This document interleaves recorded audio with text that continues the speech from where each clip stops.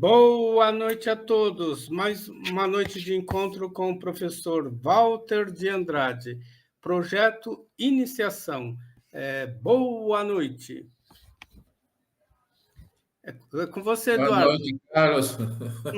Boa noite. Enquanto o professor está se preparando para entrar... Isso, ele está voltando. Ele caiu assim...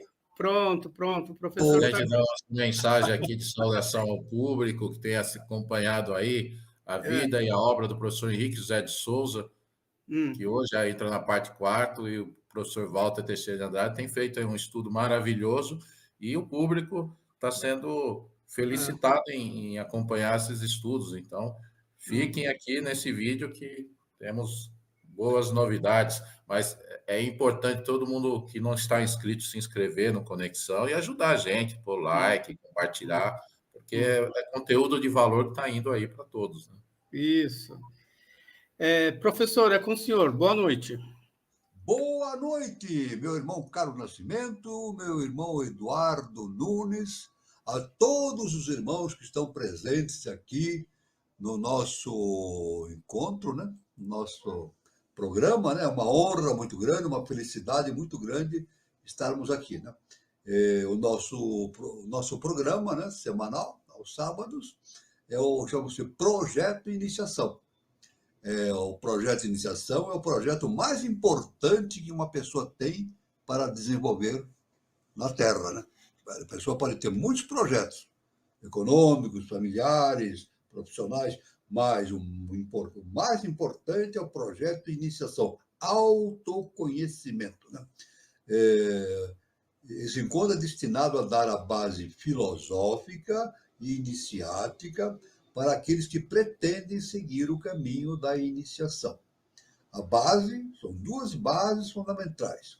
Os ensinamentos da mestra Helena Petrovna Blavatsky, fundadora da Sociedade Teosófica, e do querido professor Henrique José de Souza, fundador da Sociedade Brasileira de Biose. E nós também abordamos, quando necessário, os ensinamentos de todos os grandes instrutores da humanidade, através dos tempos e de todas as civilizações, né? O objetivo é a síntese do conhecimento, a fim de propiciar aos pretendentes ao caminho da iniciação informações e valores importantes.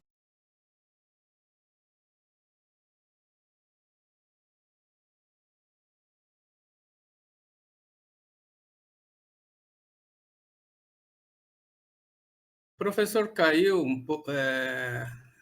do sistema, mas ele já deve estar voltando. Eu vou verificar com ele o que está acontecendo para ver se a gente consegue auxiliá-lo no seu retorno aqui, tá?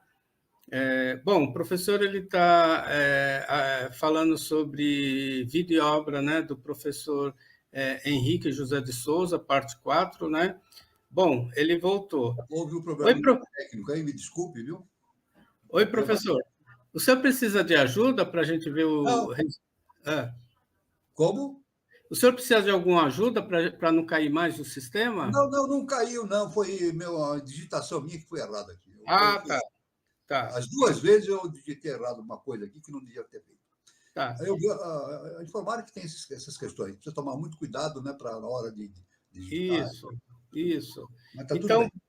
Bom retorno, professor. Continuamos, então, dizendo que o objetivo, né, do nosso encontro é justamente a síntese do conhecimento, a fim de propiciar aos pretendentes ao caminho da iniciação informações e valores importantes para essa finalidade. O encontro também visa propiciar aos participantes que já estejam no caminho da iniciação a possibilidade de repensar tudo aquilo que foi aprendido e receber indicações para novas reflexões a respeito da sabedoria iniciada das idades. Esse é o processo nosso de entendimento, de evolução. A gente vai ampliando os horizontes, né? Os horizontes vão se ampliando e, evidentemente, quando os horizontes vão se ampliando, as dúvidas, claro que vão aumentando, porque o universo é infinito, né? Não tem como a pessoa saber tudo, né? A gente volta naquele preceito do Sócrates, né? O grande Sócrates, na sua sabedoria, ele diz: tudo que sei é que nada sei. Isso é muito importante no caminho da iniciação. O importante no caminho da iniciação é a pessoa ter consciência da sua ignorância. Isso é muito importante.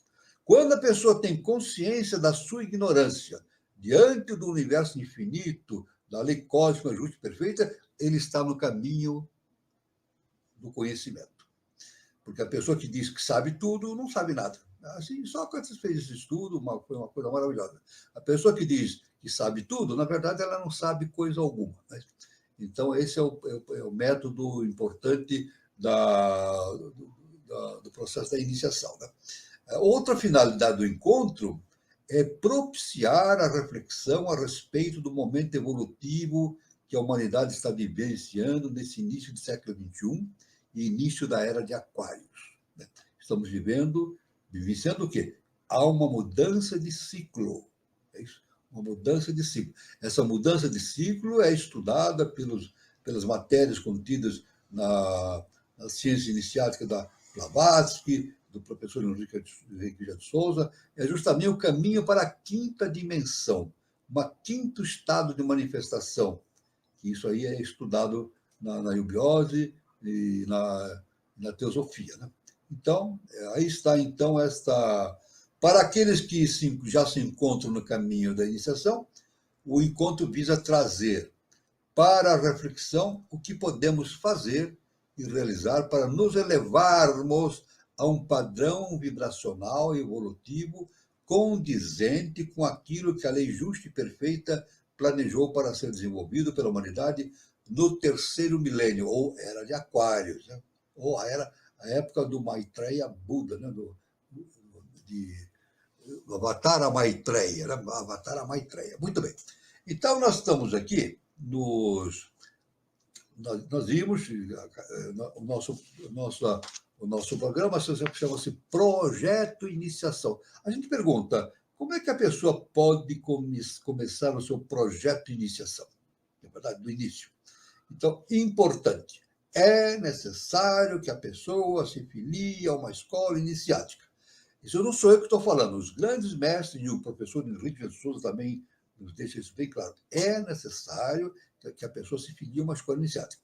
Agora, essa entidade que se diz escola iniciática, para ser verdadeiramente iniciática, de verdade, ela tem que seguir rigidamente os padrões da ciência iniciática das idades.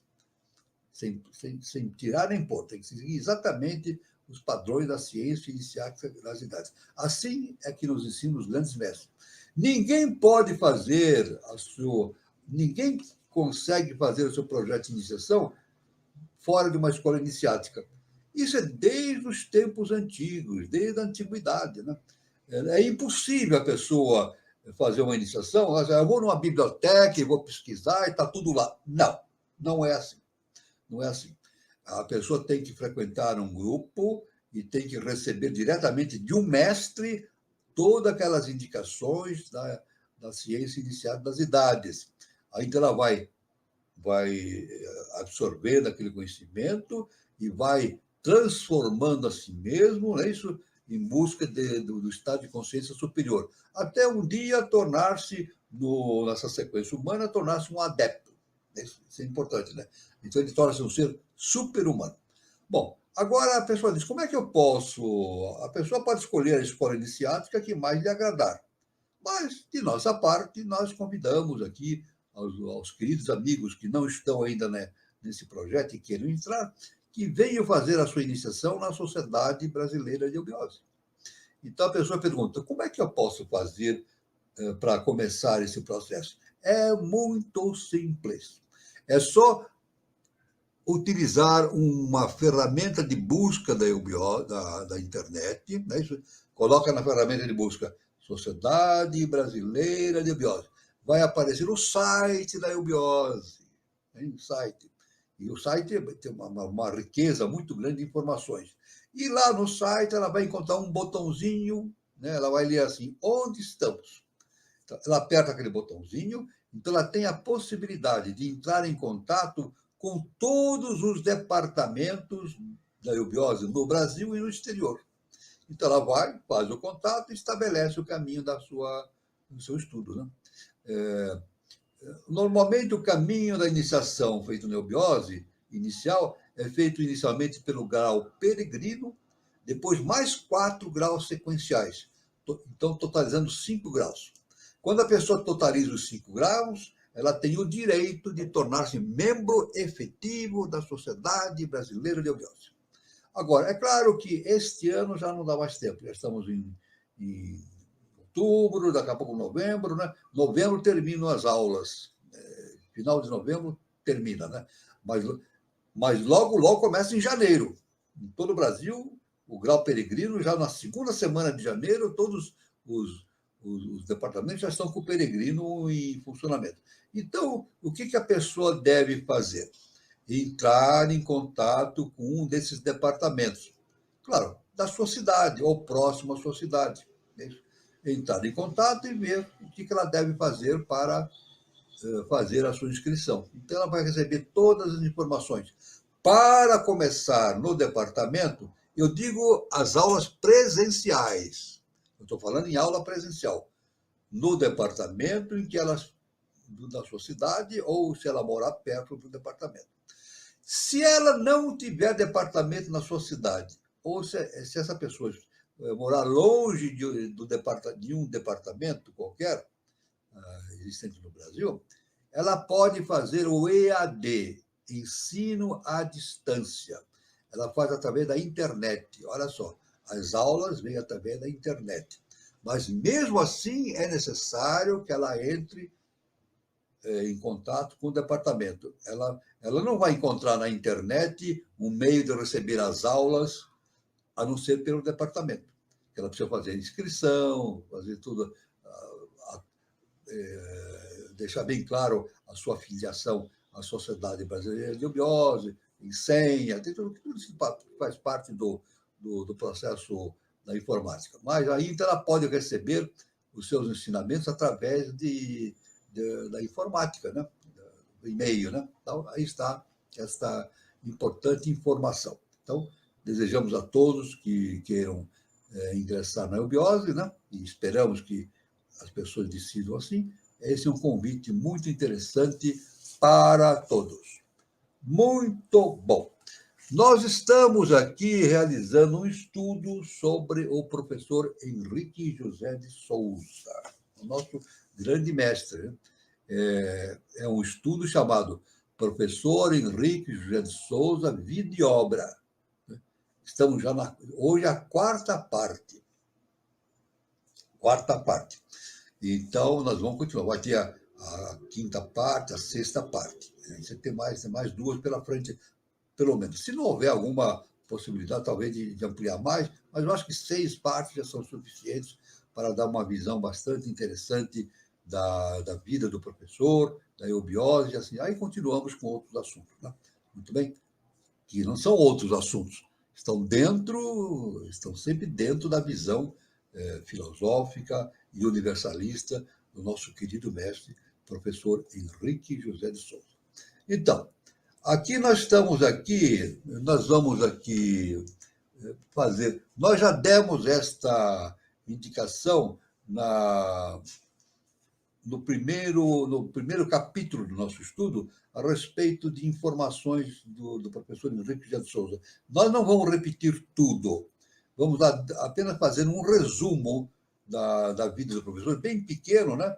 Quem quiser ver a descrição completa, é só ver na parte 1 dessa sequência, ali no início do programa tem uma visualização melhor da biografia do nosso mestre. Mas, simplificando, né, de maneira bem objetiva, sabemos que ele é professor Henrique de Souza, é nascido em Salvador, Bahia, em 15 de setembro de 1883, e faleceu em São Paulo, em 9 de setembro de 1963. O professor Henrique de Souza adiantou-se demais ao seu tempo, e só agora começa a ser devidamente reconhecido. Ombreio com ele, no mesmo gênero literário, a mestra Helena Petrovna Blavatsky, fundadora da Sociedade Teosófica de Ar, e o célebre cientista e teósofo espanhol Dr. Mário Rosso de Luna. Então, aí está aí importantes informações a respeito bem sintéticas inicialmente do nosso mestre, né? Além de literato, de literato e poeta, ele foi autor de uma extensa coletânea de músicas e letras que enriquece o curso de eubiose e outros eventos da Sociedade Brasileira de Eubiose. Mas a grande obra literária de Henrique G. de Souza são as suas Cartas de Revelação, escritas de 1924 até 1963, contendo as linhas mestras da doutrina eubiótica e as instruções diretivas da Sociedade Brasileira de Eubiose, projetada até o início e mais para frente, no início, né? Projetando para frente, 2005 até 3005, era de Aquários. Né? A grande parte do trabalho para que a humanidade vai se preparando para a sua transposição para a quinta dimensão. Por isso que o nosso programa chama-se Canal Conexão 3005, porque o nosso mestre afirma que no ano 3005 a humanidade estará preparada para iniciar uma nova civilização. Quando eu falo humanidade, eu estou dizendo uma elite. Uma elite não é toda a humanidade. Uma elite da humanidade estará preparada para desenvolver uma nova civilização. Agora a pessoa diz assim, puxa vida, só daqui a 1000 anos? Então, o que eu posso fazer? Só daqui a 1000 anos que vai começar essa nova civilização? O que eu posso fazer agora? Resposta, pode fazer tudo. Então, não é questão de esperar 1000 anos, não é esperar 1000 anos. O trabalho é para ser feito já. O que vai acontecer no ano 3005 é produto da ação do ser humano agora. Então, o grande trabalho é já, aqui e agora. A transformação interna, a transformação da sociedade, a divulgação dos ensinamentos dos grandes instrutores, isso é importantíssimo, né? Já isso aí corresponde a reestruturar a nossa sociedade, que está sendo necessário. A reestruturação da sociedade, encaminhando-nos para um novo ciclo de Aquários, né? E que Jesus o Cristo falava, ele falava em fim dos tempos, na sua época, mas é claro que nós podemos entender que é fim de um tempo e início de outro tempo, ou seja, uma transição, uma mudança de ciclo rumo justamente à quinta dimensão. Muito bem. Nós queremos apenas mais uma informação, que a eubiose passou por várias fundações na sua existência. Houve a Fundação Universal Cíclica na Ilha Itaparica, Salvador, Bahia, no dia 24 de junho de 1889. Depois formou-se a Comunhão Esotérica Samyama. Existiu de 28 de setembro de 1916 até 22 de dezembro de 1919. Depois houve a fundação espiritual da obra no dia 28 de setembro de 1921 em São Lourenço. Aí, em seguida, isso foi há 103 anos, a fundação espiritual. Depois, há 100 anos, Fundação Material da Obra, com o primeiro nome de Dharana Sociedade Mental Espiritualista, no dia 10 de agosto de 1924. E depois, o nosso mestre transformou o nome da sociedade em Sociedade Teosófica Brasileira. Mudança do nome Dharana para a Sociedade Teosófica Brasileira, justamente em homenagem a Helena Petrovna Blavatsky. E, finalmente, o professor já tinha partido para os mundos espirituais, houve uma mudança de Sociedade Teosófica de Eubiose, Sociedade Teosófica, né? Sociedade Teosófica Brasileira para Sociedade Brasileira de Eubiose. Este nome deve permanecer até a vinda de Maitreya Buda. Então, o nosso mestre que indica nas suas cartas de revelação que esse nome permaneceria íntegro até 2005. E ele deixou em carta de revelação, isso não aconteceu ainda, mas conforme as suas revelações, isso deverá acontecer. O nome da eubiose deverá mudar com o tempo. Não sou eu que estou falando, é o nosso mestre que deixou em carta de revelação. É claro que adaptando o nome ao ciclo, né? Cada ciclo tem uma tônica. Então, é necessário a transformação. é necessário a transformação das coisas, justamente visando uma adaptação melhor aos ciclos novos que vão se sucedendo, né? Então, está essas manifestações, essas informações, né, iniciais, são muito importantes. Muito bem. Então, nós vamos aqui estudar, estávamos estudando aqui, justamente, na aula passada, a questão da eubiose, né, o significado da eubiose, né? Então, podemos dizer, a fim de preparar a humanidade para um novo ciclo que vicejará após os cataclismas que haverão nesse fim de ciclo apodre-se de gastos, cataclismos econômicos já em franco desenvolvimento, sociais, e elaboração de há muito e telúricos, não duvide as pessoas dessa afirmação. É necessário que a Sociedade Brasileira de Eubiose, atualmente na Sociedade Brasileira de Eubiose, cumprindo um dever, também indique uma nova didática, um novo processo de educação e formação das gerações futuras. Esse é o grande papel da eubiose, desenvolver uma nova, expandir a conceituação de uma nova didática, de um novo comportamento humano, que vai levar exatamente a nossa espécie, a espécie humana, pelo menos a elite da espécie humana, para aquilo que nós chamamos de sinarquia, que é um processo de organização do futuro, né? Sinarquia, e que coincidirá com a eclosão de uma nova sociedade, né? Então, trata-se de uma ciência universal, esse processo de ensinamento, né? De um processo para a implantação progressiva da Gupta Vidya em todas as mentes. Diz respeito ao homem sob o ponto de vista individual e coletivo.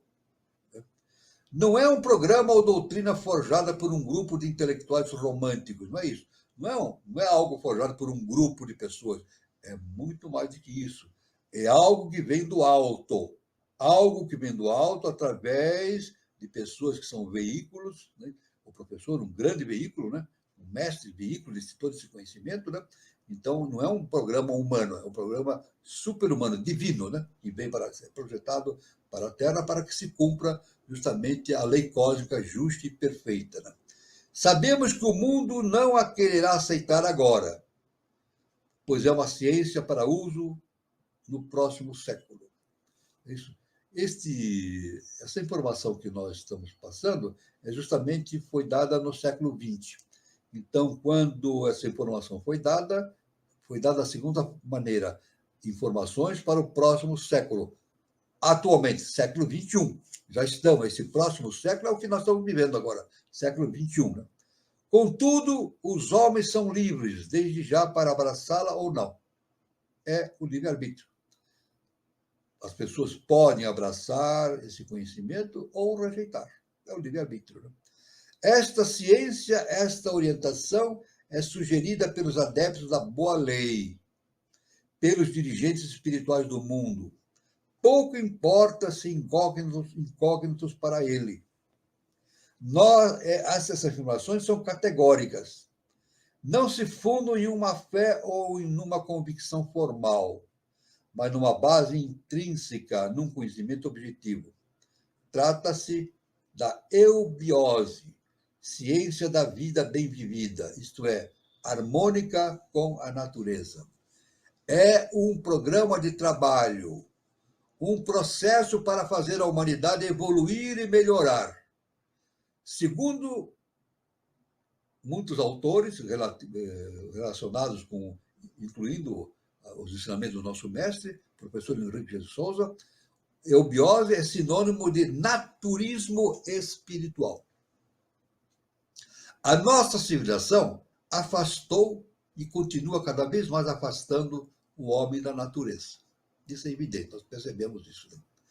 O naturismo vulgar, tentativa moderna, inócua para resolver um problema ainda não percebido, tem descambado moralmente, e daí para a falta de ética. Mesmo o moderno naturismo mais sério é importantíssimo, ainda não é a eubiose, porque se orienta quase somente para o aperfeiçoamento físico, para a saúde. Muito mais que isso, esse processo da eubiose.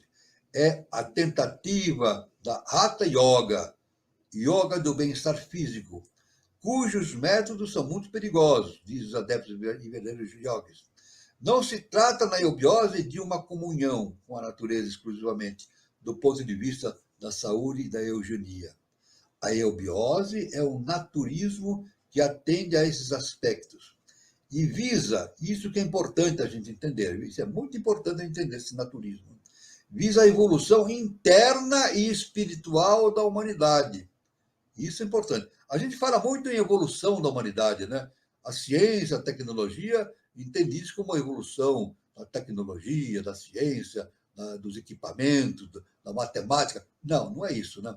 A evolução real da humanidade é a evolução de cada ser humano, a transformação interna. Essa realmente é a verdadeira evolução da humanidade, a transformação interna.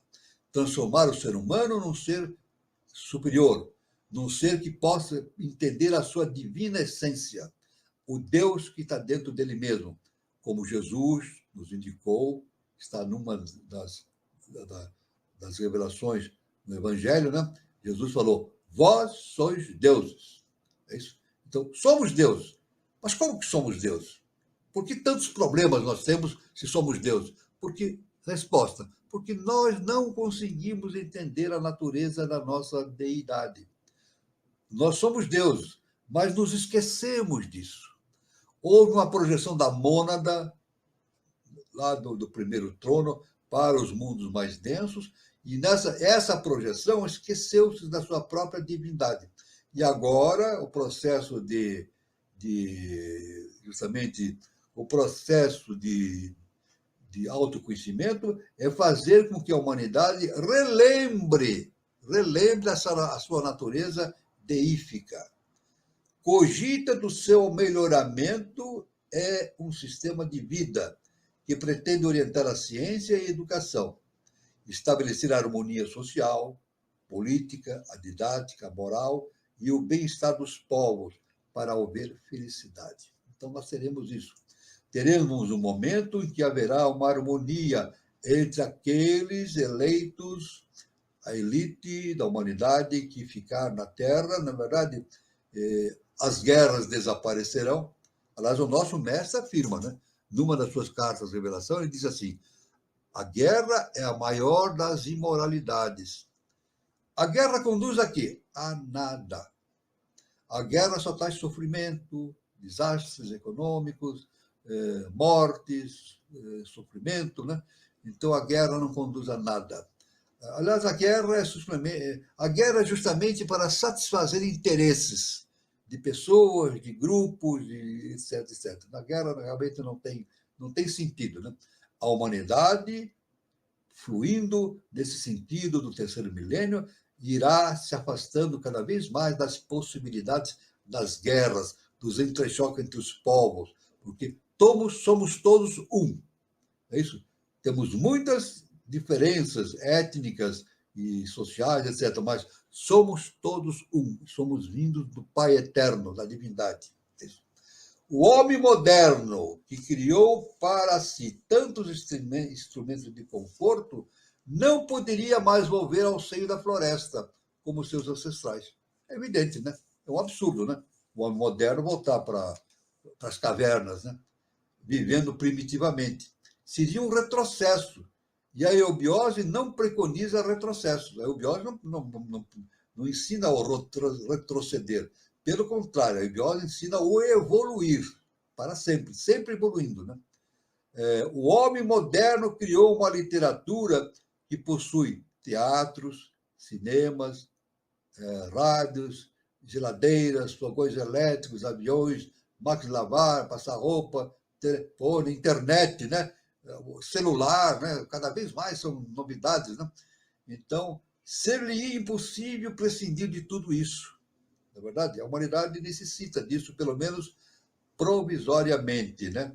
A finalidade da eubiose é tornar o homem feliz, integrando-o harmonicamente nessa civilização, com um novo caráter impresso em sua mentalidade, o do homem viver procurando a felicidade alheia. Agora, veja bem, olha só o que faz parte do ensinamento da eubiose, né? E o nosso mestre nos ensina, o professor Henrique G. de Souza, ele é muito claro a esse respeito, né? A finalidade da eubiose é tornar o homem feliz, o ser humano feliz. Agora a gente fala assim, o que é ser feliz? Essa é a grande pergunta. O que é a felicidade? A gente pode encher uma sala 100 pessoas. Vamos dar um exemplo? Enchemos uma sala com 100 pessoas. E perguntamos aqui, o que é felicidade?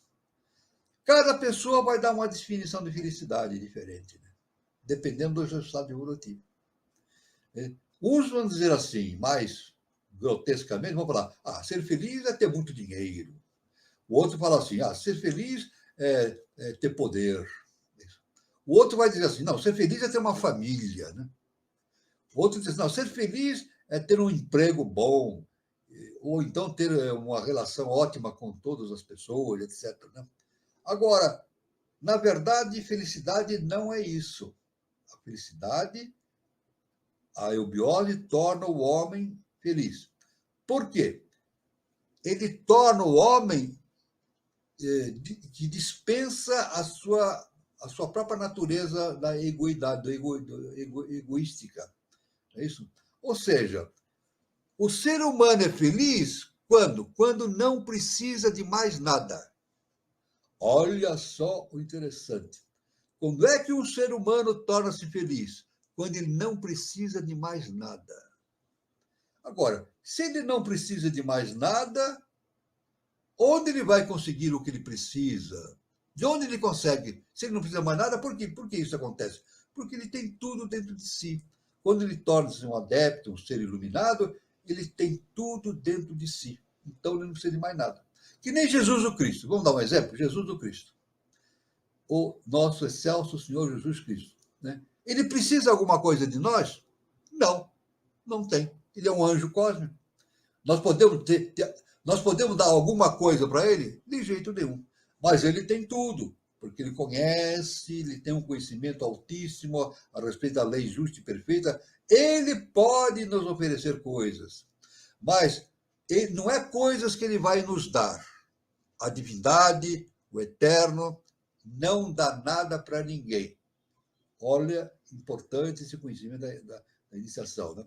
Na religião diz que Deus dá as coisas. Não é verdade. Deus oferece a oportunidade do autoconhecimento. Esse é o processo da lei cósmica justa e perfeita. A lei cósmica justa e perfeita, o eterno Deus, oferece as oportunidades para o autoconhecimento. Então, na medida que o indivíduo se autoconhece, conhece o Deus que existe dentro dele mesmo, ele deixa de precisar das coisas. Então, torna-se feliz. Então, é muito importante essa visão, né? Essa visão interessante. Leonardo da Vinci, só citando Leonardo da Vinci, né? Ele era um ser filho de um homem importante e esse homem procriou Leonardo da Vinci com uma camponesa. E, devido a isso, esse homem nunca declarou publicamente que Leonardo da Vinci era filho dele. Ele não abandonou o filho, não. Ele sempre continuou do lado dele, mas não divulgou publicamente que da Vinci era filho dele, por questões sociais, né? Então, da Vinci viveu no meio rural com a sua mãe. Né? E, evidentemente, ele era muito pobre, né? Devido a esses fatos. Né? Não tinha riqueza. E pelo detalhe que ele nos dá, ele era muito rejeitado por causa da sua pobreza, Leonardo da Vinci. Uma vez ele falou e deixou escrito isso. Veja bem, ele falou o seguinte: não me desprezem porque eu não sou pobre. Olha só, não me desprezem porque eu não sou pobre. Eu sou rico. Agora ele diz: eu sou rico porque nada preciso. Olha só, Da Vinci diz assim: eu sou rico porque nada preciso. O que ele quis dizer disso? Ele diz assim: tudo que eu preciso está dentro de mim mesmo, então não preciso de nada. Olha só, é importante ensinamento de Leonardo da Vinci, que era um ser, na sua época, ele estava 500, 1000 anos na nossa frente, né? Foi um tempo muito importante, ele foi um gênio, né? Um dos gênios da humanidade, né? Essa afirmação que nós estamos falando é um tanto utópica, considerando a posição atual do ser humano em meio das suas próprias contradições internas e externas, que caracterizam o nosso ciclo e que são os frutos da nossa formação didática errônea, da perda da tradição e, portanto, do seu meio social distorcido e, por que não dizer, pervertido em que vivemos. É claro que a humanidade não é evolutivamente completa. Ela tem defeitos, tem problema. Não é de hoje, né? Isso vem de séculos, milhares de anos. Né? Milhares de anos pela história, pela história oficial, né? Milhões de anos pela ciência iniciática. Né? Nós não temos apenas milhares de anos de existência, nós temos milhões de anos na face da Terra. E a humanidade nunca foi feliz, justamente, e teve muitas guerras, está havendo muitas guerras, muitos desencontros, muitos desentendimentos, mas a verdade é que isso deverá ser mudado, agora no terceiro milênio, e será mudado. Isso vai ser mudado. Quem determina isso? A lei cósmica justa e perfeita. É o surgimento dos novos tempos, ou seja, a quinta dimensão. Está se falando muito agora na internet, né? De 2 anos para cá, nunca vi uma coisa assim. De 2 anos para cá, é comum na internet falar-se em quinta dimensão. Por quê? É por acaso? Não, porque chegou o momento de se falar isso. Não se falava isso. O quinta dimensão é um quinto estágio evolutivo, que a humanidade está começando agora, né? E a eubiose, dentro da eubiose, é estudado isso, né? Nosso professor Henrique Jesus ensinou isso para nós, e nos cursos preparatórios da eubiose, na série interna, isso é bastante divulgado, né? A base da evolução para a eubiose reside numa nova didática. Isso é importante. A nova didática é importantíssima para a revolução espiritual da humanidade. O ser humano terá que ser encarado normalmente no seu aspecto interno, possuindo, como realmente possui, 3 potencialidades do ser. O ser humano tem 3 potencialidades. Estas são a vontade, a inteligência e o amor. 3 possibilidades cujas expressões na alma se desenvolvem ou se deturpam. A harmonia desses 3 princípios desenvolvidos é o que torna o homem eubiótico. Veja bem, isso não é uma citação vazia, não, é ensinamento dado pelo professor Henrique José de Souza. Por isso que estamos estudando aqui a vida do professor Henrique José de Souza, vida e obra. Ele deixou tudo isso para nós. Né? Então, a vontade é o eu do ser humano, o espírito dele manifestado. Isso, a vontade. Tanto que o professor Henrique José de Souza nos ensinou o espírito, a inteligência humana é o espírito de Deus manifestado no homem. Vamos repetir? A inteligência humana é o espírito de Deus manifestado no homem. Por isso que eu não tenho o menor receio de dizer, isso eu falo com a mais absoluta convicção dentro dos princípios da iniciação. Fala-se muito em inteligência artificial. A inteligência artificial, porque vai se criar uma inteligência que vai ter domínio de tudo. Mentira! Uma afirmação baseada no conhecimento iniciático. Inteligência artificial não existe e jamais vai existir. Vou repetir. Inteligência artificial não existe e jamais existirá. Por quê? Porque a inteligência é a projeção do espírito no ser humano. A máquina não vai receber o espírito de Deus. A máquina é uma máquina. A máquina, ela age através da programação, né? A máquina age de acordo com a programação do técnico. Então, é assim ela age, né? Ela age. Uma máquina poderia se tornar uma inteligência artificial se, num determinado momento, vamos imaginar, o programador fosse fazer uma programação e o computador falasse assim, não, eu não concordo com isso, vou fazer do meu jeito. Isso acontece? Nunca aconteceu e jamais vai acontecer. Um computador virar para o programador e dizer assim, não, eu não concordo com isso, eu vou fazer do meu jeito. Não, não é assim. Isso não acontece. Muito bem. não se confunde com a volição, esse desejo. Né? O desejo, essa vontade não significa desejo, que encerra a dúvida e a transgressão, que depende da decisão da mente, decisão que pode ser errada ou certa. Não, o desejo está ligado com a questão do certo e do errado. E nós, humanos, temos uma dificuldade ainda muito grande de entendermos o certo e o errado, por mais incrível que pareça. Uma coisa, repetindo aquela experiência de uma sala com 100 pessoas, se nós apresentarmos um fato diante das 100 pessoas e perguntar se é bem ou mal, muitos dirão que é bem, muitos dirão que é mal. Eu não sei a porcentagem, depende do estado evolutivo das pessoas que lá estão. Então, muitas pessoas olham para uma coisa e dizem que é o bem, outras olham para a mesma coisa e dizem que é o mal. Então, aí, a dificuldade do ser humano entender o bem e o mal. O nosso mestre, professor Henrique de Souza, agora, no seu ensinamento, ele disse assim: a grande questão do ser humano é entender a polaridade. Então, ele disse assim, nos ensinou o seguinte: quem entende a polaridade, entende tudo. Então, não é bem nem mal. O bem e mal não são coisas desligadas, opostas, fazem parte de um mesmo processo. Nos planos superiores, eles estão em equilíbrio. Mas isso é muito difícil. E todo o processo evolutivo acontece nessa interação entre bem e mal, que dá a lei do karma, gera as leis universais da transformação, né? Essa interação entre o bem e o mal, que na nossa visão a gente vê o bem e o mal. Agora, uma coisa é certa, isso baseado nos ensinamentos agartinos, dos mundos internos.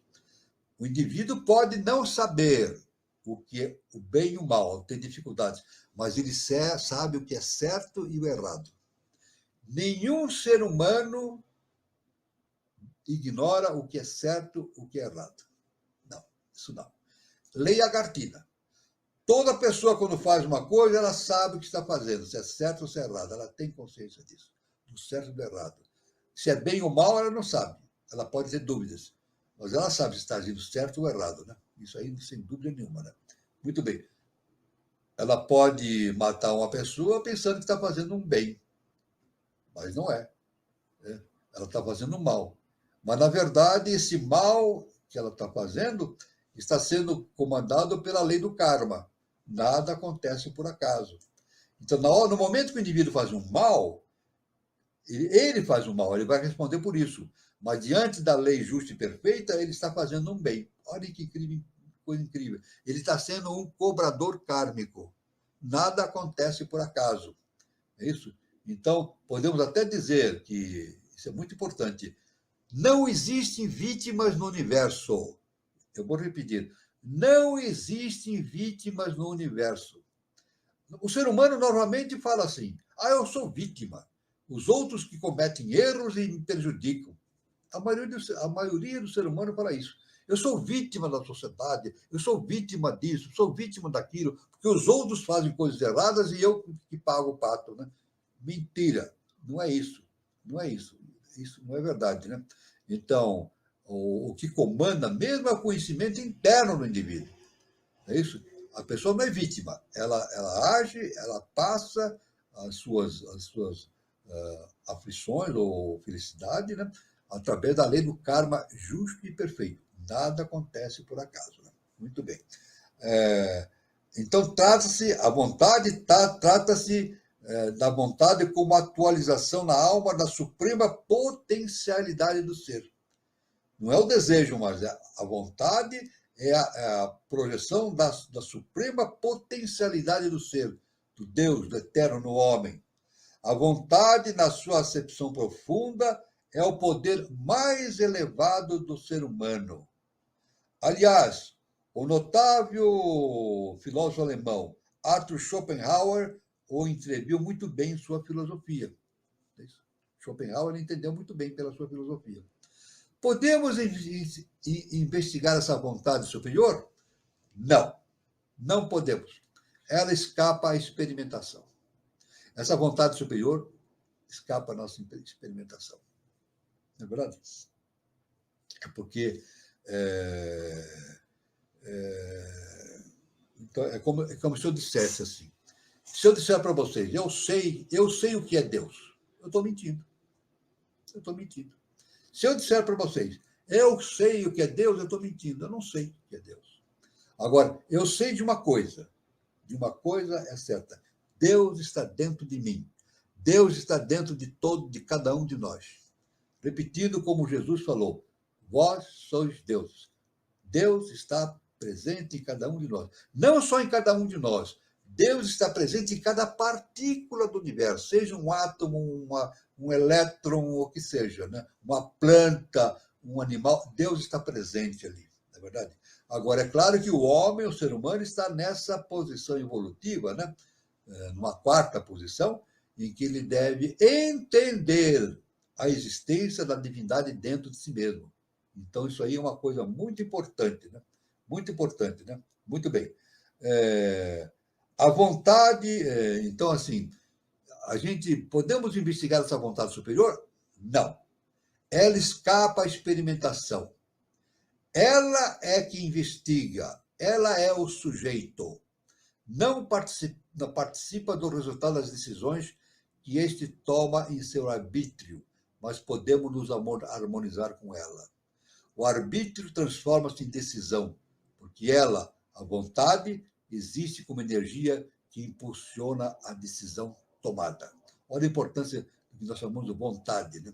A vontade está relacionada com o nosso Cristo interno, né? Atman, né? O nosso Cristo interno. Na tríade superior, o Atman, que é a parte superior da tríade, né?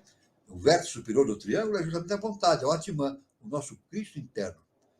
O arbítrio transforma-se em decisão porque ela, vontade, existe como energia que impulsiona a decisão tomada. A vontade tem 3 aspectos, segundo a eubiose. Segundo os ensinamentos do professor Henrique de Souza, que é baseado nos ensinamentos iniciados das idades. Então, tem 3 aspectos a vontade. A pré-vontade, instinto de querer, força que cria as ideias, que se manifesta no homem como desejo de domínio, de julgo. Quando predomina, produz os tiranos. Aí está. Quando a pré-vontade predomina, produz os tiranos. A auto-vontade, por sua parte, gera o sentimento da liberdade, que dá ao indivíduo a noção da egoidade. É origem da política com todos os seus males, quando se apossam da sua direção pessoas em que prepondera esses 2 aspectos da vontade. Então, está a relatividade das decisões humanas, né? As decisões humanas estão sujeitas a essa relatividade. Agora, por outro lado, como um terceiro aspecto, a supervontade é a manifestação na alma do próprio espírito. Aí é diferente. Né? Supervontade, o que é? É a manifestação na alma do Espírito de Deus. É isso. Nela se manifesta como ausência de desejo egoísta e como desejo de beneficiar o alheio. Deu origem à ética, à moral, e é a fonte da renúncia. Aliás, nós vemos Sócrates e Platão ensinando isso, né? Hoje a gente vê, uma hora nós vamos nos aprofundar mais a esse respeito, né? Hoje a gente vê, assim, pelos grandes governos existentes na humanidade, é dito assim, qual é o papel de um governo?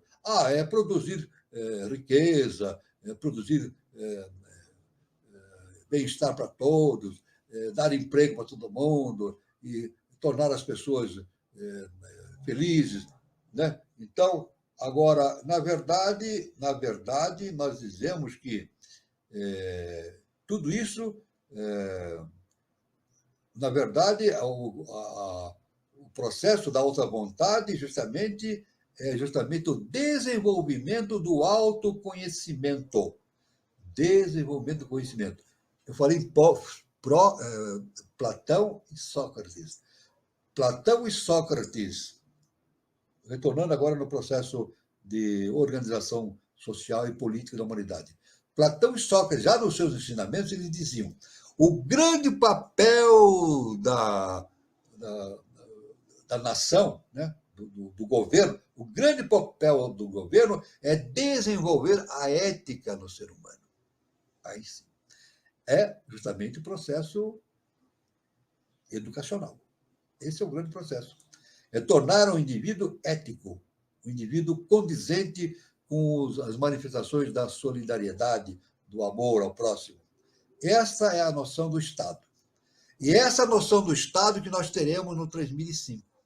No ano 3005, de uma nova civilização, o início daquilo que nós chamamos de uma nova sistema de governo, nós teremos um Estado propiciando o autodesenvolvimento do indivíduo, autodesenvolvimento pelo desenvolvimento da ética, do comportamento, do altruísmo, do amor ao próximo. Né? Isso é muito importante. Né? Então, o trabalho fecundo aperfeiçoa a vontade e desenvolve a eubiose. Repetindo, hein? O trabalho fecundo aperfeiçoa a vontade e desenvolve a eubiose. A vontade entre o capital e o trabalho só terá lugar quando o técnico que a dirige e os operários que realizam se harmonizarem. É isso? Então, aí está o grande processo de harmonização. Quando aquele que tem o poder financeiro se harmoniza com aquele que tem o poder da geração física das coisas.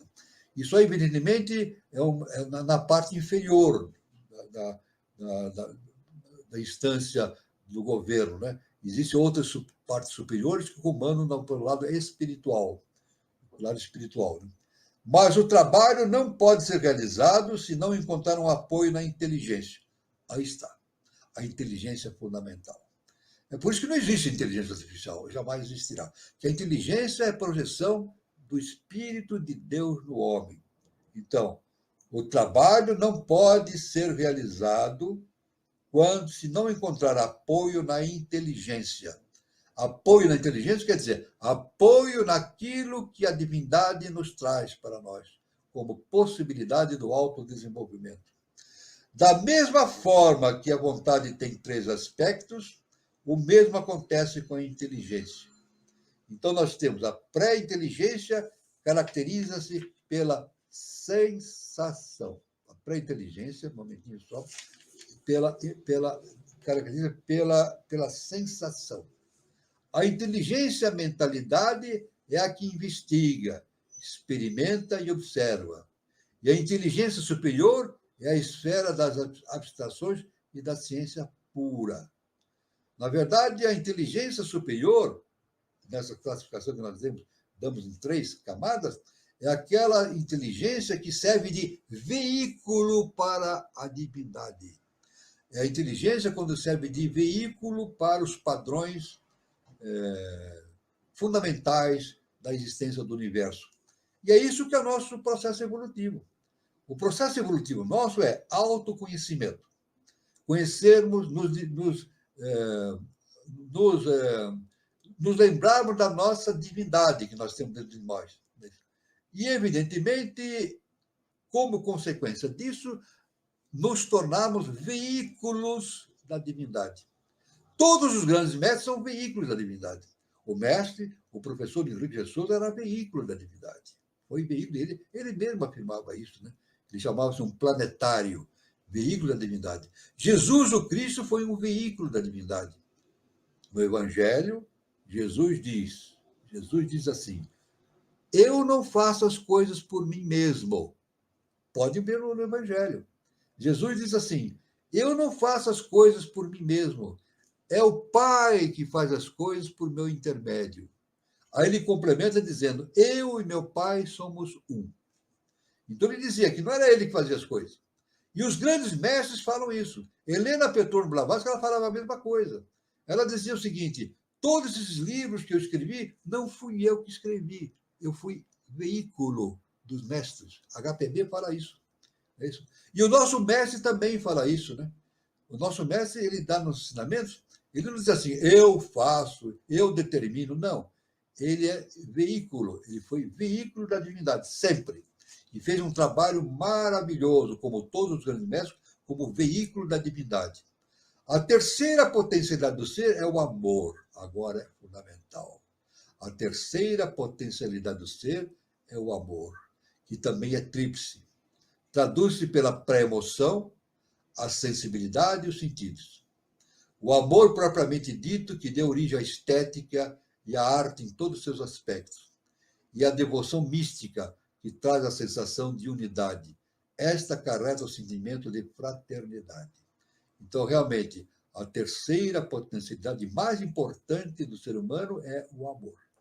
Aliás, o nosso mestre afirmou isso nas suas revelações, né? Se não houver amor e perdão, nada acontece de bom.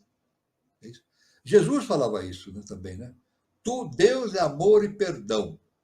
Repetindo, Deus é amor e perdão. Deus perdoa sempre. Deus não castiga. A religião diz que Deus castiga. Mentira, não é verdade. Deus não castiga, Deus não pune. Deus perdoa e dá oportunidade sempre. Ele sempre dá oportunidade para que a consciência se regenere, se reconstrua e encontre o seu caminho da iniciação. Agora, como desenvolvê-la, essa capacidade? Pela educação, pela instrução, que orienta a inteligência e dá sentido à ciência. O fim da educação deverá ser a felicidade individual, dando à pessoa a capacidade de tornar-se autodidata. Olha, a finalidade da educação é tornar o indivíduo autodidata. Ele vai conhecer as coisas por si mesmo. É o autoconhecimento, justamente a iniciação, o autoconhecimento. O trabalho, em vez de ser um fardo e uma pena, como hoje é, isso é a afirmação do nosso mestre, deverá trazer felicidade pela seleção das tendências individuais para cada atividade.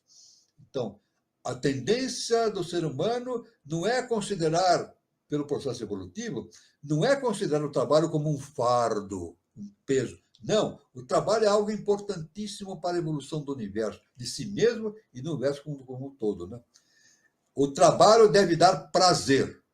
Ensinamento do professor Henrique José de Souza. O trabalho deve dar prazer.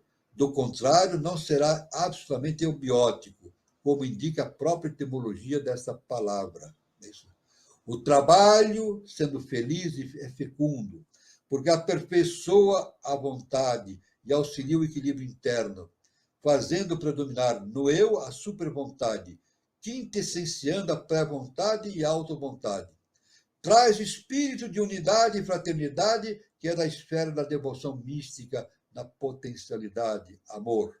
Devoção mística que não se deve confundir com misticismo, mas que é uma sensação interna em que o egoísmo desaparece, sentindo-se a alma infusa num estado particular de simbiose com a natureza. Isso aí chama-se Bhakti Yoga. Muito bem? Então, aqui é o ponto que nós queremos chegar. Estamos chegando no final da nossa exposição de hoje, né? Que é muito importante para a gente ver a profundidade dos ensinamentos do nosso professor Henrique José de Souza, né? Helena Blavatsky, realmente, no século XIX, foi algo importantíssimo para a evolução da humanidade, porque ela trouxe conhecimentos que estavam intocados ainda pelo Ocidente, da Índia, dos mundos internos, Tibete, do Egito. Ela trouxe tudo. Ela diz que não. Ela diz que foi veículo dos mestres para trazer esse conhecimento. Mas nunca a humanidade teve tanto conhecimento de tanta importância como no século XIX, através de Helena Blavatsky. E agora, no nosso tempo, o nosso mestre, o professor Henrique José de Souza, pegou todo esse ensinamento e fez uma síntese. O pensamento do nosso mestre é sintético. Quem vier para a biose e estudar essa revelação do professor vai entender o universo de forma sintética. Isso é muito importante. Nós, seres humanos, observamos as coisas na humanidade em pedaços, né? Existe o Oriente, o Ocidente, as Américas, a África. Não é assim. Tudo é uma coisa só. Tudo interage. Tudo tem uma. Por que interage? Porque tem uma mesma origem. A divindade. A divindade que eu digo é o eterno. o aquilo. Então, isso é muito importante desse entendimento. Muito bem. Nós vamos parando aqui, então, esta exposição, que foi correspondente à quarta parte do estudo da vida do professor Henrique José de Souza, vida e obra, né? E passamos a palavra agora ao nosso irmão Carlos Antônio, né?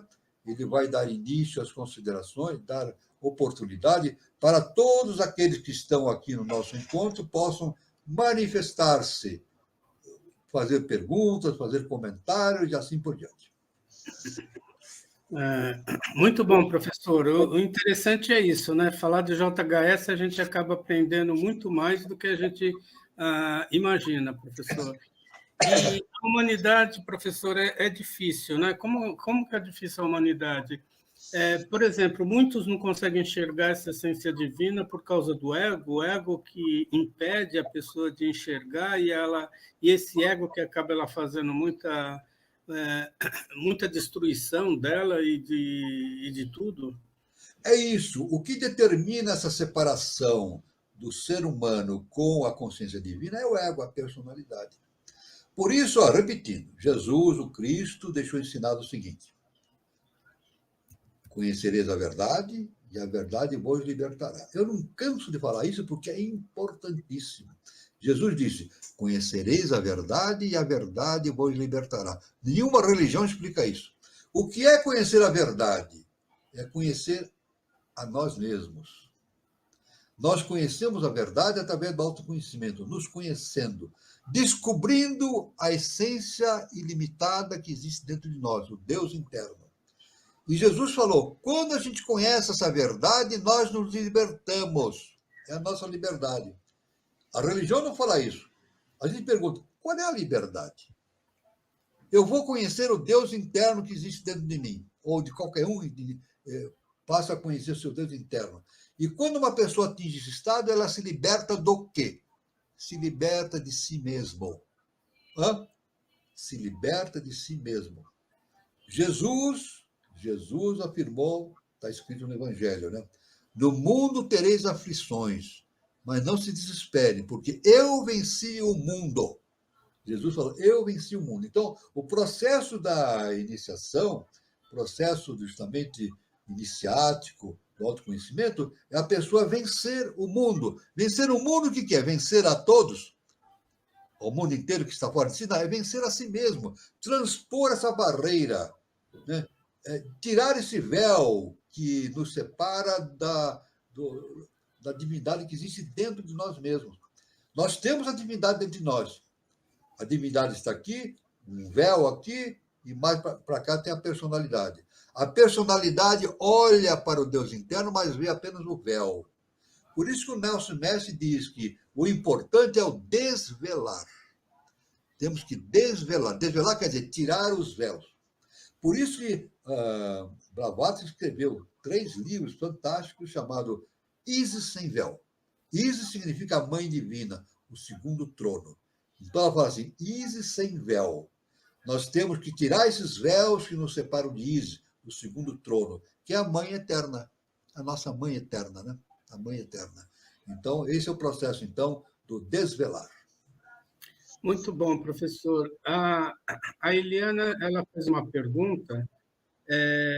Professor Walter, poderia, por gentileza, explicar a frase escrita na página 9 do livro Ocultismo e Teosofia, do Henrique José de Souza?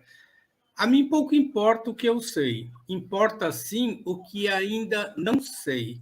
E ela continuando.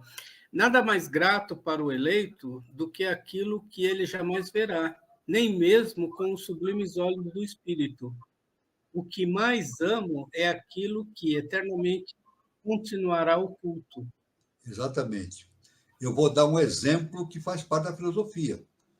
Alguém, lá na antiga Grécia, alguém foi ao templo, né, que existia em Atenas, né, e a sacerdotisa falou para esse cidadão que Sócrates era o homem mais sábio de Atenas. Ele veio e contou para Sócrates: olha, eu falei com a sacerdotisa, e a sacerdotisa me falou que você é o homem mais sábio de Atenas. A história conta que Sócrates ficou pasmo. Ele disse, eu, mais sábio? Por quê? Então ele perguntou, por que a sacerdotisa falou que eu sou o homem mais sábio de Atenas? Ele ficou muito curioso para saber o porquê. Então ele conta, mas foi Platão que escreveu. Sócrates era analfabeto. Olha, Sócrates era analfabeto, não sabia ler nem escrever. Que coisa importante. O mais sábio da Grécia. Então, não é a personalidade, é justamente o eu interior. Agora, então Sócrates, através de Platão, ele conta que ele foi falar com os sábios da época.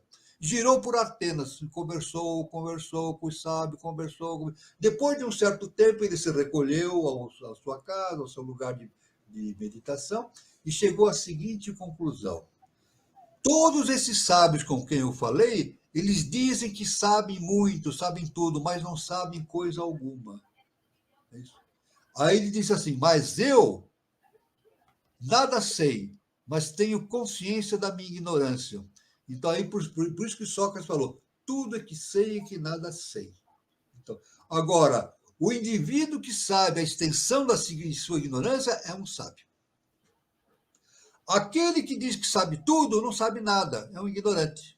Ele diz que sabe muita coisa, explica tudo, é um ignorante. Agora, o sábio é aquele que sabe a extensão da sua ignorância. Por isso que o nosso mestre, o professor Henrique de Souza, coincidindo com o comentário da nossa irmã Eliana, ele falou assim, o que me preocupa não é o que eu sei, mas é o que eu poderei deixar de saber. É isso que o preocupava, né? Que é claro, todo ser quer saber a sua natureza, a sua existência, a grandeza de tudo, né?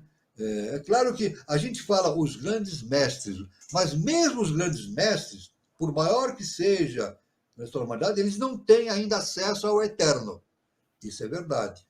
Eles estão no nível superior, mas ainda têm que caminhar através da evolução para atingir ao conhecimento do eterno. Porque o nosso mundo que nós vivemos, o mundo que eu digo é o nosso universo, né? Do primeiro trono, segundo trono e terceiro trono, é maiável, é ilusão. Nós vivemos o processo da ilusão. Então, o processo todo é atingir o conhecimento básico, fundamental. É isso. Por isso que a HPB diz que o grande processo de entendimento do ser humano é entender essa ligação que existe entre o imanifestado e o manifestado. Quem consegue entender isso, entende tudo. E ela diz, é o grande desafio do ser humano. E eu concluo, é o grande desafio do sistema solar. Ela diz que é o grande desafio do universo. Do nosso universo é o sistema solar. Então, todos aqueles que vivem no sistema solar, eles têm esse desafio de entender justamente essa conexão que existe entre o imanifestado e o manifestado. Muito bom, professor. A Ana Cristina Araújo ela coloca o seguinte, professor Walter, como compreender embrioticamente a guerra que se alastra entre Israel e Irã? E sobre as arbitrariedades que vemos atualmente no Brasil, violando a democracia? É claro que eu não vou poder responder isso de forma objetiva, porque aí envolve situações específicas, né, do mundo, etc. Eu posso apenas falar uma coisa, para ser bastante... para agir dentro do conhecimento da eubiose, dentro do conhecimento da lei justa e perfeita. Existe a lei do karma. Nada escapa à lei do karma. Tudo que eu fizer aqui contrário à lei, eu vou responder por isso. Deus não vai me castigar. Deus vai me permitir, pela lei do karma, que eu possa me regenerar e me colocar no caminho da evolução novamente. Na verdade, tudo é a lei do karma. Tudo é a lei do karma. Então, todos esses conflitos que existem, todos os conflitos que existem entre pessoas, guerras, etc., faz parte da ignorância humana. É isso? O nosso mestre diz que a guerra é a maior das imoralidades. E nós podemos dizer o seguinte, o que nos leva a uma guerra? A guerra conduz ao quê? A nada. Alguém viu alguma coisa na história? Só lê a história oficial. A guerra conduziu algum país a um estado de independência, a um estado de supremacia? Não. Normalmente, a guerra trouxe a destruição. A gente lê isso, todo país, todo continente, toda civilização que entrou em guerra e tentou conquistar as coisas, no final acabou se degenerando, se degradando e estacionou, subiu. Não é verdade? Isso é, portanto, a lei do karma. O karma age. Cada um é responsável por suas atitudes. Eu não vou agora apontar isto, ou aquele, ou aquele. Então, agora, a verdade é o seguinte: a pessoa pode enganar a si mesma. A pessoa pode enganar a si mesma, mas não engana a divindade. A lei do karma é importantíssima. É isso. É por isso que eu nos trabalhos meus, eu digo, existe justiça na face da terra? Eu digo, sim, a justiça de Deus. Eu vou repetir, existe justiça na face da terra? Existe a justiça de Deus. Essa não falha. Essa não falha nunca. Através dos milhões de anos que nós temos vivido, né? A história diz que nós temos milhares de anos, nós temos milhões de anos de existência. A lei divina, ela age sempre correta. A lei é justa e perfeita e não falha. Agora, o homem falha, mas responde pelos seus atos. Jesus o Cristo, o grande mestre Jesus o Cristo, está no Evangelho. Ele diz assim: a quem muito foi dado, muito será pedido. Então, a quem tem muita coisa na mão, muito poder, vai ser exigido dele comportamentos específicos para ele conduzir a sociedade e assim por diante. Jesus falou: a quem muito foi dado, muito será pedido. E Jesus falou assim: para aqueles que não têm condição de evoluir para um novo plano, até o pouco que ele tem, lhe será tirado. Jesus, eu estou inventando, mas está no Evangelho. Até mesmo aqueles que não têm um processo evolutivo para novas, nas minhas palavras, né, para um novo processo, até o pouquinho que ele tem, lhe será tirado. Então, na verdade, na guerra é o jogo da ignorância, da ilusão. É isso. Veja, eu tenho dois povos que estão lutando entre si aqui, dois povos, né? Vamos imaginar isso? Dois povos lutando entre si. Só que as pessoas morrem aqui e renascem no outro povo. O povo A e o povo B lutando. Só que morre em A e nasce em B. Aquele que morre em B nasce em A. Então, na verdade, a guerra é contra ele mesmo. A guerra não é um contra o outro, a guerra é contra si mesmo. A guerra é produto da ignorância humana. Fazer guerra é fazer guerra contra si mesmo, é se autodestruir. Autodestruir. Odiar, olha, o ódio destrói aquele que odeia. Vamos deixar bem claro? O ódio destrói primeiramente aquele que odeia, envenena aquele que odeia. E o amor possibilita a felicidade daquele que ama. Por isso que Jesus nos disse: ama teu próximo como a ti mesmo. Eu olho para um próximo. Eu não estou vendo o próximo, estou vendo a mim mesmo, porque somos todos um. Então, essa é a verdade. Quando nós entendermos esse conceito de unidade, a gente vai chegar à conclusão que a guerra é uma ignorância muito grande. A guerra leva a alguma coisa? A nada. A nada. Nada, nada. Então, essa é a resposta que eu posso falar para a nossa irmã Ana. Muito bom, professor. O Guilherme Guazelli coloca: aguardando em N o saque contra o futuro. É melhor aguardar o saque contra o futuro do que não agir, professor? Ou não fazer nada? Não. Vamos dizer o seguinte: o saque contra o futuro não é uma doação. O saque contra o futuro não é algo que a gente deve ficar esperando. Não é isso, não. Eu vou ficar esperando que eu receba o saque contra o futuro. Não. O saque contra o futuro é o seguinte: é doado para um ser humano que não atingiu ainda um estado máximo de perfeição, os benefícios que fazem parte desse estado superior. O indivíduo, se ele estiver atento, trabalhando pela obra, mesmo que ele não tenha uma evolução alta, ele pode receber os benefícios de um grau de adeptado para ele realizar seu trabalho. Isso chama-se o saque contra o futuro. Por que saque contra o futuro? É quando uma pessoa vai ao banco. A gente pergunta assim, uma pessoa vai ao banco e fala com o gerente, vai pedir um dinheiro emprestado. Qual é a condição que ele vai emprestar o dinheiro, o gerente? Ele tem que ter uma conta, tem que ter uma conta corrente compatível, tem que ter uma propriedade, tem que ter rendimento. Senão o gerente não vai emprestar dinheiro. O gerente de um banco vai emprestar dinheiro para quem não tem nada? Não vai fazer isso, ele jamais. É da norma bancária, da organização bancária. Ele oferece o empréstimo desde que tenha a perspectiva de receber aquilo de volta. Então, a pessoa tem que ter uma conta corrente razoável, tem que ter um rendimento razoável e assim por diante.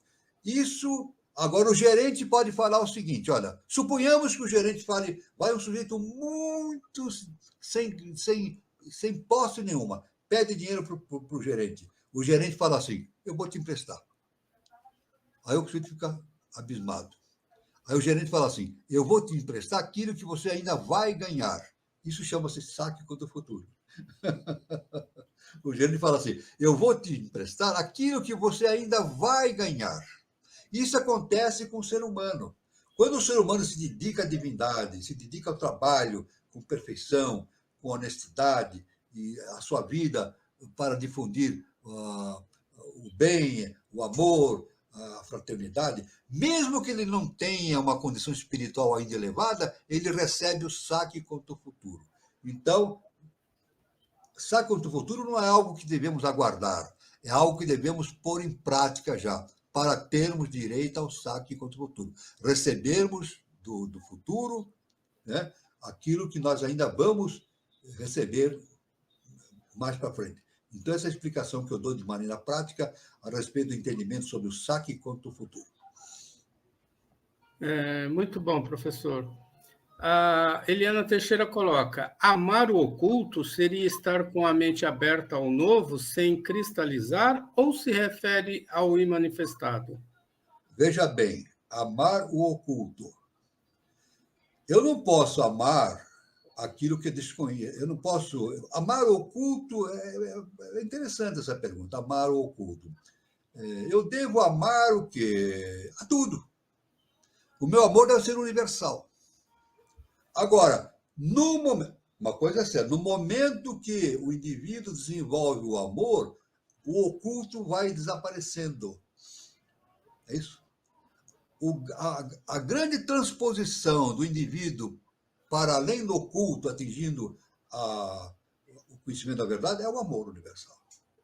O amor universal liberta da sua própria limitação. Então, para transpor o oculto, é necessário transgredir a questão da egoidade, da inveja, do ódio, do rancor, não é isso? Todos esses processos negativos. Vencer a egoidade, a personalidade e entrar na consciência divina. Entrando na consciência divina, então a pessoa vê que o grande processo universal é o amor universal, fundamental. Não é isso? Porque ele já se libertou do oculto, ele passa a viver a realidade. Então seria estar com a mente aberta ao novo sem cristalizar, é claro. Então, quando ele passa a ter esse amor para além dessa cortina que oculta esse amor fundamental que existe dentro dele, ele tem a sua mente aberta ao novo. Né? Isso se refere ao imanifestado? Tem relação com o imanifestado, é claro. Toda vez que sempre quando nós estudamos, nos libertamos, vencemos passo a passo no processo iniciático, nós estamos caminhando para o entendimento do imanifestado. Isso é básico. Eu sei o que é imanifestado? Não sei. Eu sei o que é Deus? Não sei. Agora, eu entendo a manifestação. Eu vejo, eu sinto a manifestação de Deus. Deus é amor e perdão. Aí, então, eu entendo a grandeza de Deus. É isso. A grandeza de Deus está no amor e no perdão. Então, imagine o que seria o imanifestado. É algo que eu não consigo imaginar pela sua grandiosidade universal, eterna. É uma coisa fantástica. Muito bom, professor. O Guilherme Quasali faz um comentário. Na matemática, não existe o certo ou errado, apenas o lógico.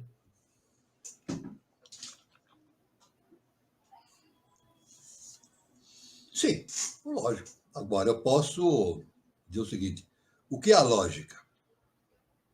Agora, vamos entender aqui? Vamos perguntar o que é a lógica? Uma pergunta interessante, né?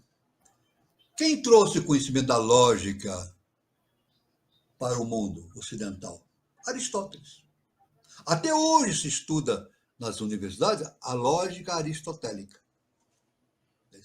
A gente ouve muitas vezes nas discussões, a gente vê nas palestras, nos embates, né, que a gente vê pelo mundo inteiro, alguém se levanta e diz assim: mas isso é lógico. Mas não é tão simples assim. Não é tão simples assim.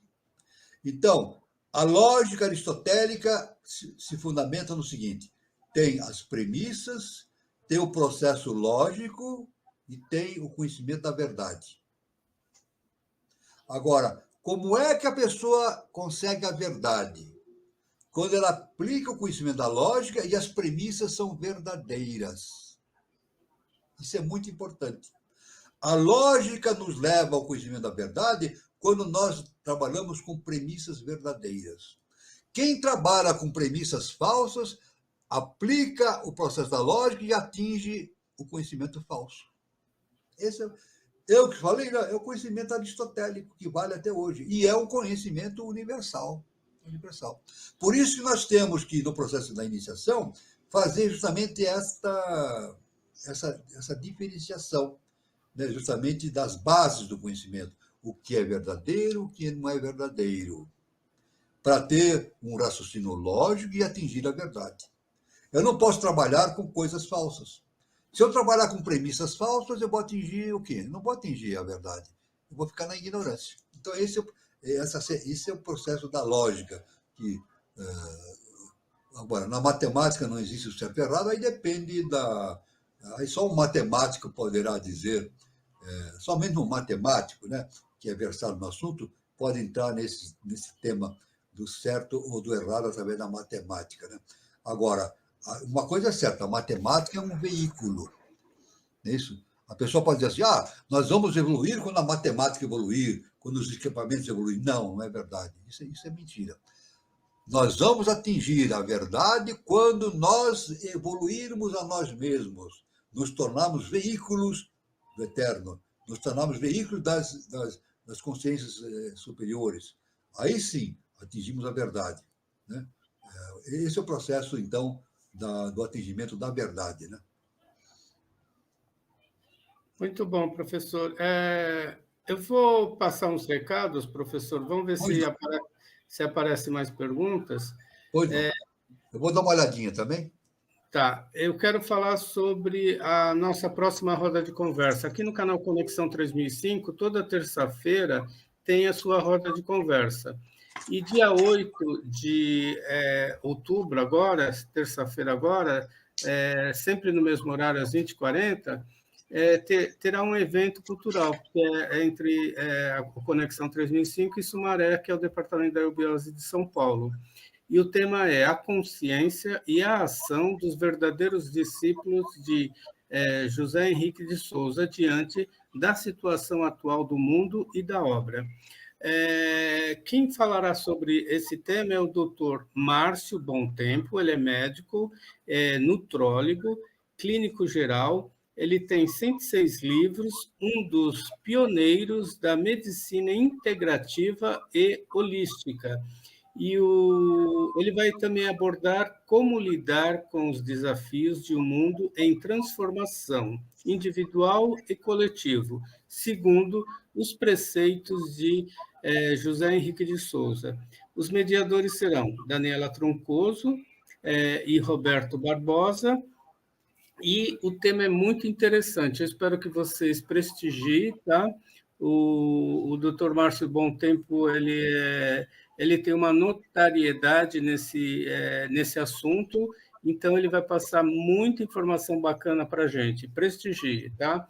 Eu também queria falar sobre o curso de Reiki, nível 1, o Despertar, que será no domingo 13 de outubro de 2024, no horário das 9 às 19 horas.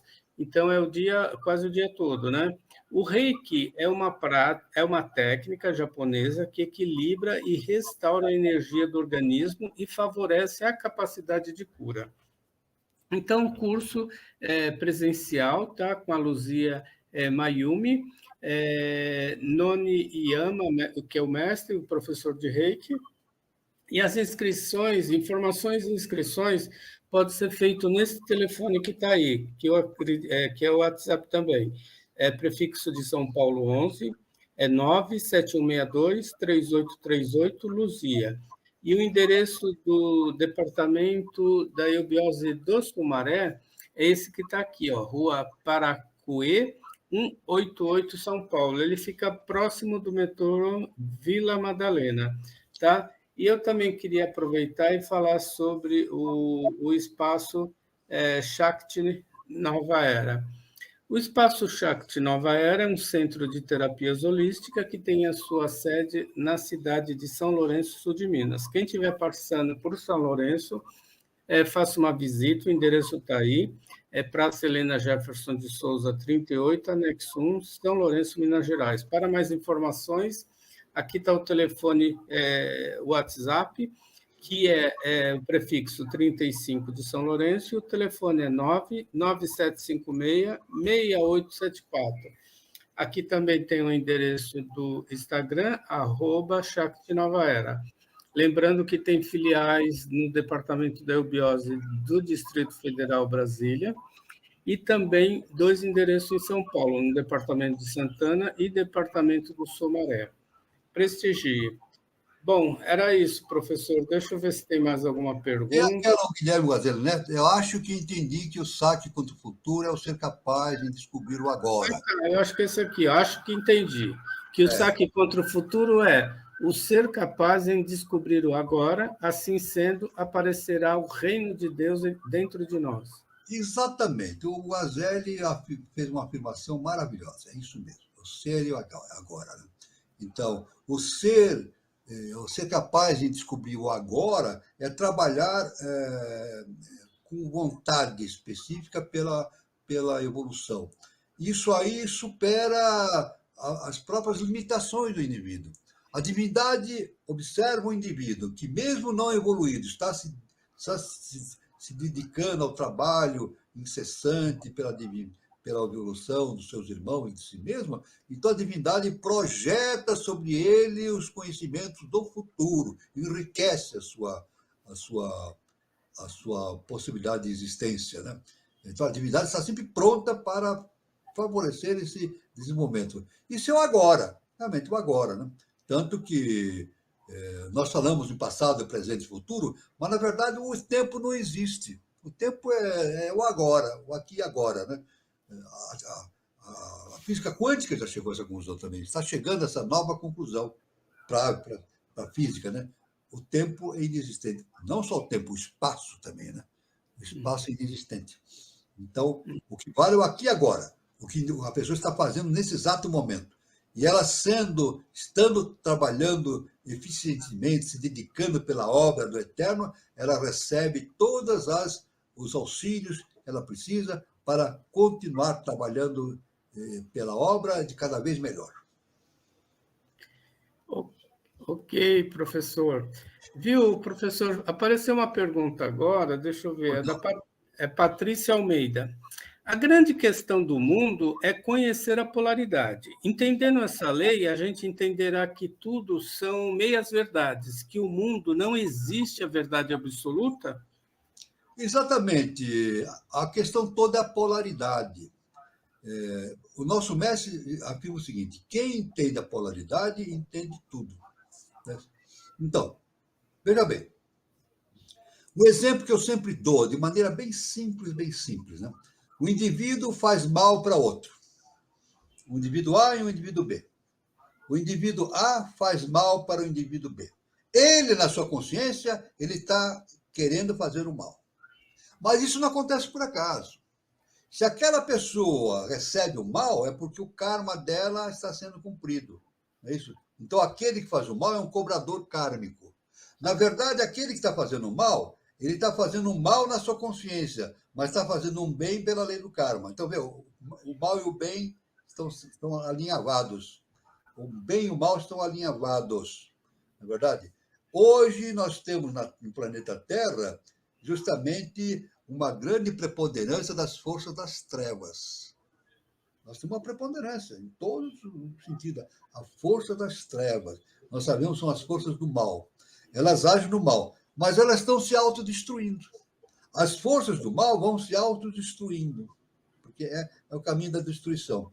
Ao contrário, as forças do mal vão propiciando que aqueles que estão em dúvida entendam justamente essa diferença. É isso? A força do mal leva o indivíduo a um conhecimento superior, por mais incrível que pareça, né?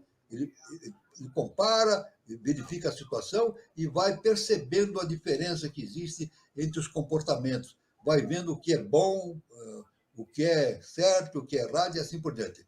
Então, na verdade, as forças do mal, elas tentam destruir, mas elas estão destruindo a si mesmo, porque o ódio é autodestrutivo, o amor é construtivo. Então, isso é importante a gente entender. A nossa irmã Patrícia falou certo, né? Tudo é relativo no nosso mundo maiávico, né? É relativo, dentro da relatividade. Só que essa relatividade vai desaparecendo, vai se tornando amena, na medida que a consciência vai atingindo o conhecimento da polaridade. O conhecimento da polaridade. Isso é muito importante, esse entendimento.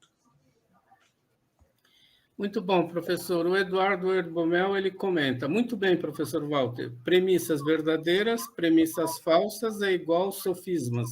Exatamente, premissas falsas. Muita gente trabalha, aplica lógica usando premissas falsas. Ela vai atingir não vai atingir o conhecimento certo. Agora, a questão é trabalhar com premissas corretas, premissas verdadeiras. Né? Aí sim, aplica lógica e vai atingir o conhecimento verdadeiro. Né? Muito bom, professor. Então, deixa eu ver o que a Liliana colocou aqui. Penso que existe a verdade, sim. Nós é que aprendemos apenas fragmentos da verdade. Sim, a verdade existe.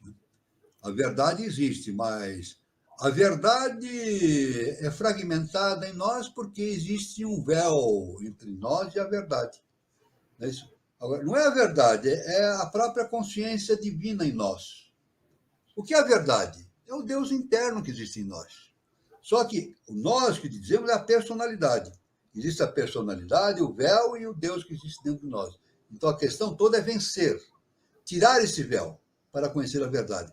Quem tira esse véu conhece a verdade. E a personalidade deixa de predominar. Vai predominar as características constantes daquilo que é pertinente à divindade. Muito bom, professor. Estouramos um pouquinho o horário. Eu quero parabenizar o professor por mais um encontro, né, aqui no Projeto Iniciação. Obrigado, professor. E lembrando, né, professor, amanhã é dia de eleição. Eu espero que todo mundo consiga, né, votar conscientemente, porque o objetivo é sempre um Brasil melhor, né, professor? Exatamente. Sempre o voto consciente é muito importante. Isso aí, em todo o país, é muito importante, votar conscientemente. Conscientemente. Então, eu quero agradecer a participação de todos, né? Desejar um bom final de sábado, um bom domingo, amanhã é dia de eleição, que todos consigam votar conscientemente e que, lembrando a nossa roda de conversa terça-feira, né, com o Márcio Bom Tempo, e o nosso próximo encontro, Projeto Iniciação do sábado. Boa noite a todos. É com o senhor, professor. Muito obrigado a todos, ao nosso irmão Carlos Nascimento, a todos que estiveram presentes aqui. Foi uma honra e uma felicidade muito grande. Estaremos aqui na terça-feira, conforme o nosso irmão Carlos falou, né? E sábado que vem, no dia 12, estaremos aqui presentes novamente para continuarmos com o estudo sobre o professor Henrique José de Souza, Vida e Obra, parte 5, né? Parte 5. Isso. Quinta parte. Então, luz, paz e amor para todos e fiquem todos com Deus.